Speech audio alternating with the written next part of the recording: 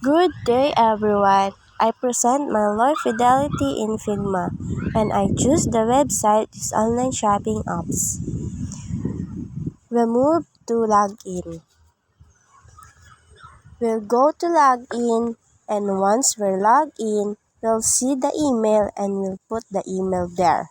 After that, we'll go to the password and we'll also put the password.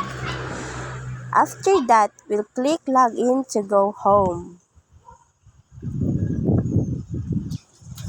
When we are home, we will see the browse and profile button to go to the other details and we see the browse button.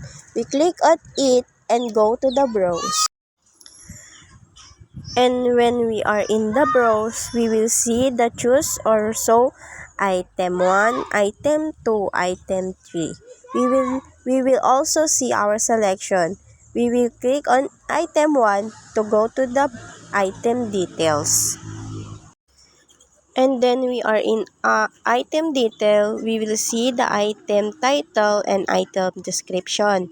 We will also see the back and purchase. If you click on the back, it will go back. And I click the purchase to go to the profile. Once we are on our profile, we will see the edit profile and edit history.